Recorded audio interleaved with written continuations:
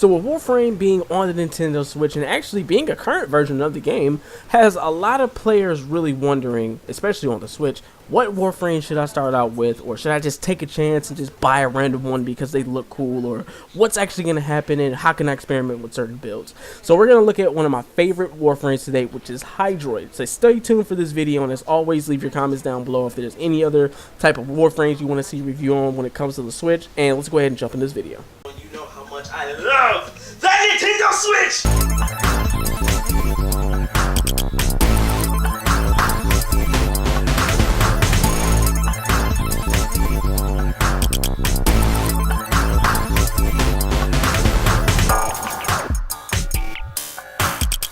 What's going on, Switch fam? It is your boy QKG, and we are jumping into a Warframe review. This is going to be a new series on the channel because it looks like I've been looking at my friends list, and a lot of you guys actually do play Warframe, and me included. I was really lost when it came to what Warframe should I try out, which one should I build, which one should I buy, that kind of thing. So I actually want to touch base and show you guys some of the Warframes that I've been playing, and even me personally, I like to take chances. I like to buy a Warframe, sit down and learn them, and give you guys my overall thoughts to see if there's one that I like, because there are some that I don't like, but for the most part, I actually want to give you guys my thoughts on some that I like. So we're going to jump into Hydroid. So first off, we're going to read his abilities. We're going to look at his passive.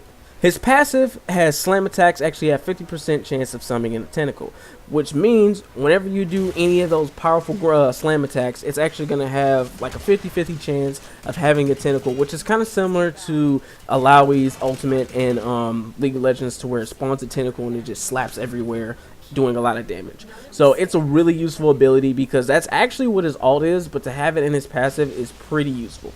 So let's look at some of his abilities right now. He has Tempest Barrage. So you target an area and you call down a barrage of Liquid Fury. You can actually charge this ability up, and it actually increases the lethality of it. So make sure whenever you use this ability, if you got a lot of energy, you can charge that sucker up. And instead of just having like a few high power raindrops jump in, you can completely flood that area. It's a very useful move and one of my favorites. So the next ability up is going to be Tidal Surge, which you crash through enemies in a ferocious wall of water. It's pretty self-explanatory. It's like a big snowplow pretty much. You just pretty much run through them and you group them all up together. You can either use like a slam attack or you can throw down another Tempest Barrage. So it's a really good ability to set up some combos. Next up is Undertow, which you become a water trap that will drown unsuspected enemies. So you actually become a big pool of water, so any enemies in that area, especially if you're getting swarmed, you drag them all underneath, and you can hold that down. It will slowly start to drain your energy, so you can hold that down, and then once you know they're dying, you'll see like some ammo or like a mod pop up out the water.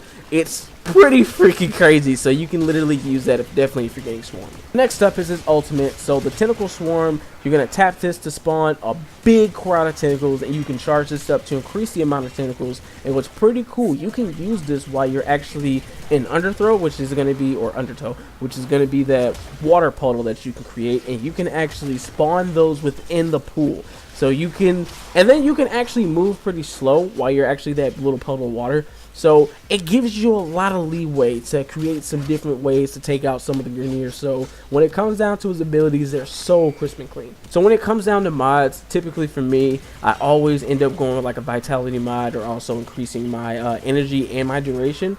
Because when you're going to be using this Warframe, you're going to burn through energy, especially in the beginning if you don't put on any type of mods. And because a lot of these abilities are charge based, it's going to eat up a lot of energy. So make sure that you put on something that's going to increase the duration of your abilities and also increase the amount of energy that you can have. So that way you're going to be wreaking a lot of havoc throughout this game. So design wise, this Warframe looks, I mean, he looks pretty clean, man. He has like this weird like squid dread thing going on here. Like he's got some weird tentacle dreads going on. But overall, man, the design is pretty cool. He's not like a weird odd looking Warframe. He doesn't strike me as just weird. The Warframe looks pretty dope, has really devastating attacks, is one of my favorites. Definitely gets me out of a tight squeeze if I gotta do a difficult mission. So this Warframe is definitely one that is definitely worth the money. And whenever you do get a Warframe, there are some that you can buy the blueprint for, and you can actually build that Warframe from scratch and get the components for them. But you have to do certain missions. So I'll see if I can find some links on the Warframe wiki, which also will have like certain missions that you can do to get his neural optics, to get his systems and all that good stuff. So it doesn't take too much to build the Warframe. It's just a matter of finding the parts if you don't want to spend the money, because this Warframe is usually around like 300 and some platinum, which equals out to a whopping 20 bucks. So the Warframes, I'm not gonna lie, some of them can be pretty expensive, like 20 bucks. Some are 10 bucks here and there, but for the most part, if you can't find the pieces and you got 20 bucks to spend, this Warframe is definitely worth it. Alright guys, so that's going to end it off for this video. So as always, leave those comments down below. If there's another Warframe that you have questions on, that you want to see next, or anything of that nature, leave it in the comments below and we will definitely chop it up. Alright guys, so I'm going to catch you guys later. This is your boy QKG, and peace out.